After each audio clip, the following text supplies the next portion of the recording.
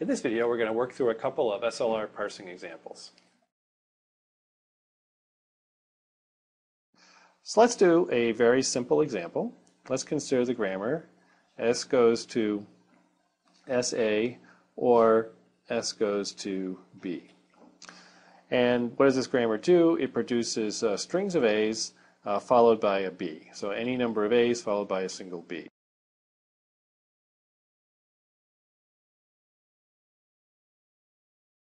And notice that the grammar is left recursive, and recall that that's not a problem for a bottom-up parser. SLR parsers, LR parsers are perfectly happy with left recursive grammars. So let's begin by working out what the automaton for this grammar should be, what the parsing automaton should be. And recall that the first step is to add a new production to the grammar. We have to add a new start symbol that all it does has one production that goes to the old start symbol. And that's, again, just for technical reasons. Now, the start symbol, or sorry, the start state of the NFA of the parsing automaton is this item. S prime, our new start symbol, goes to .s, our old start symbol. And rather than build the NFA and then do the subset of states construction, let's just go ahead and work out what items must be in the first state of the DFA. So remember that all the epsilon moves in the NFA are due to moves that happen because we don't see a non-terminal on the stack, but instead see something derived from that non-terminal. So if we have a dot right next to a non-terminal, that means that there's an epsilon move in the NFA to all the items that have, for all the productions, all the first items for the productions of that non-terminal. What do I mean by that? I mean that this state would be an epsilon production to S goes to dot SA, so this is the first item in recognizing this production, so the dot's all the way at the left, and there would also be an item for the other production for S goes to dot B. All right, so that's the epsilon closure in the NFA of this start item, so this would be the first state. These three things, these three items, would be the first state of the DFA. And now we have to consider what would happen on each of the possible transitions for each of the symbols that we might see on the stack. So let's think about what happens if we see a B. So if we see a B on the stack, then the only item that's going to be in that state is S goes to B dot. Okay, so it would be fine to see a B, and this would be the only item that was valid for that stack contents. Now another possibility is that we'll see an S. Okay, so if we see an S on the stack, what will happen? Well, we're going to go to a state that has two items. S prime goes to S dot, so that we've seen S on the stack, and we're ready to reduce by this production, possibly. And also S goes to S dot A. And now, clearly in this state, so actually let's talk about this state down here. The state here at the bottom, there are no more transitions possible. There's only one item in the state, and the dot's all the way at the right-hand side. So that state is completely done. In this state, the one over here on the right side, well, one of these items is complete. The dot's all the way at the right, but the other item still has an A. And so there could be one more transition out of this state to the item S goes to SA dot. All right? And now if we look at this, we see that for the most part, these states are in pretty good shape. So these two states, this one down here and this one over here, they only have a single item.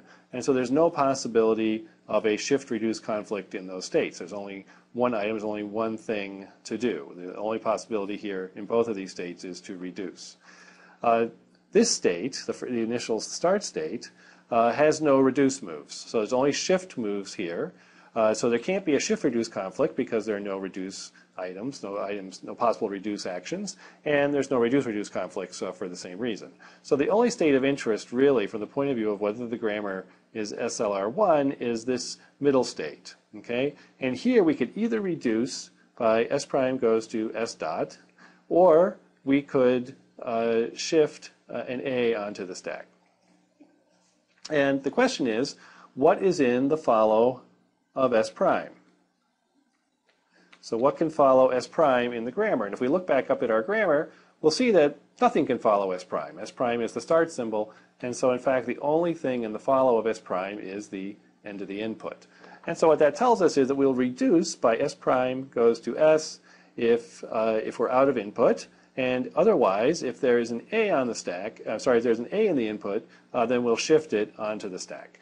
And so this grammar is SLR1. There are no shift reduce or reduce conflicts implied by this parsing automaton.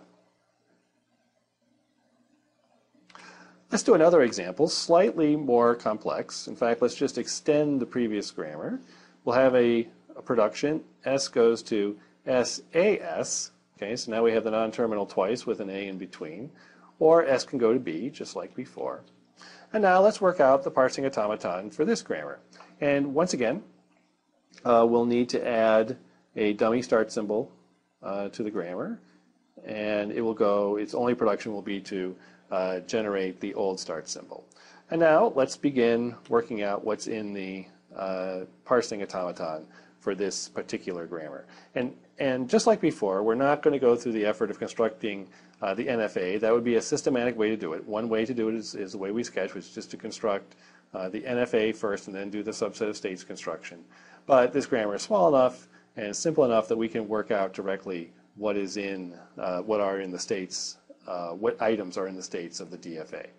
So, just like before, because the dot here is immediately next to the S, we know that we can, without consuming any input at all, make an epsilon transition in the NFA to the items that start the productions for S. So these will be in this, also in the DFA state.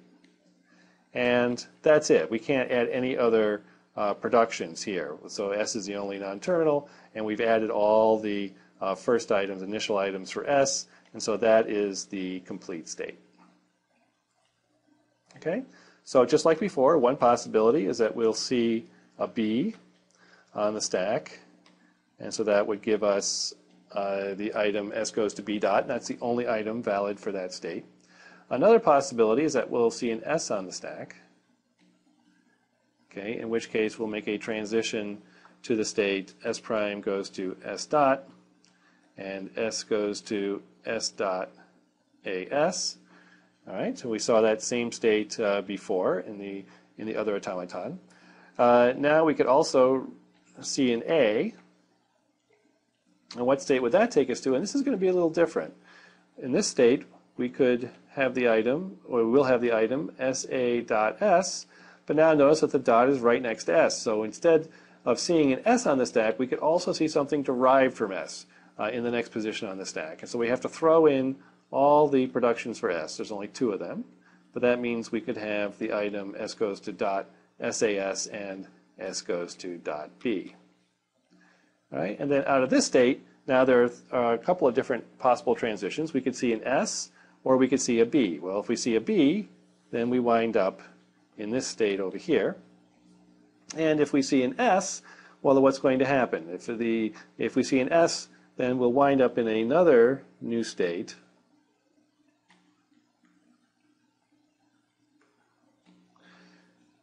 Where we have S goes to SAS dot. We've seen the complete right-hand side of that production.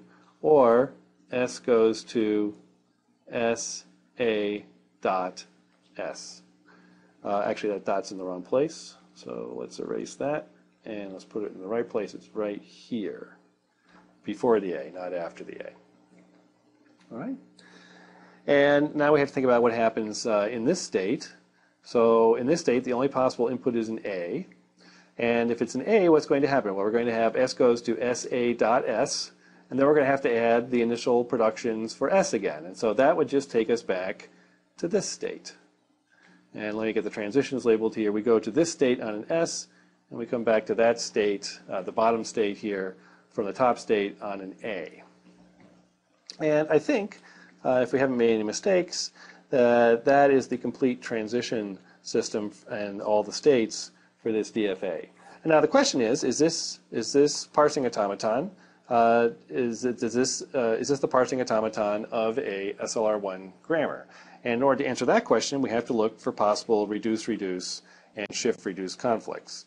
Well, a quick scan of all the states here will show you or convince you that there are not any states where there are two possible reduce moves. So there can't be any reduce-reduce conflicts in this automaton. We can ignore states that only have a single item or states that have no possible reduce moves at all, because those are states in which there cannot be a shift-reduce conflict. And that means we can ignore these two states, the two states over here at the extreme left. So now we're left with these three states to think about. All right, so we look at this state last time. As before, the follow of S prime is just equal to the dollar sign. And so there's no shift-reduce conflict in this state, because on input A, we can only shift. We can't reduce by S prime goes to S. All right, now we're down to looking at these two states. And let's just consider this bottom state first. All right, so what does this state say to do? Well, this state says that, well, first of all, observe that the only transitions out of this state are on B and S, and there are no reduce moves in this state at all, so there's no possibility of a shift-reduce conflict in this state either. That leaves us with just this state to think about. All right, so now this state does have a reduce move. The first item here is a reduction, and that says that we should reduce by S goes to SAS if whatever comes next is in the follow of S. So we're going to need to know what is in the follow of S. Well, from S prime goes to S, we know that anything in the follow of S prime is in the follow of S. So clearly dollar is in the follow of S. And then from this part of the grammar here, we can see that A is in the follow of S. And then from this occurrence here of S, we know that since it occurs at the far right-hand side of the production, that anything in the follow of the right-hand side, the left-hand side non-terminal, is also going to be in the follow of S. Well, in this case, they're the same. It just says that the follow of S is a subset of the follow of S, which is trivially always true, and so it doesn't add anything new. And so we wind up with just the follow of S being these two things, dollar sign and A. But that poses a problem, because this says that if we see an A in the input, we should reduce. And this move here says that if we see an A in the input, we should shift. And so this state does have a shift-reduce conflict.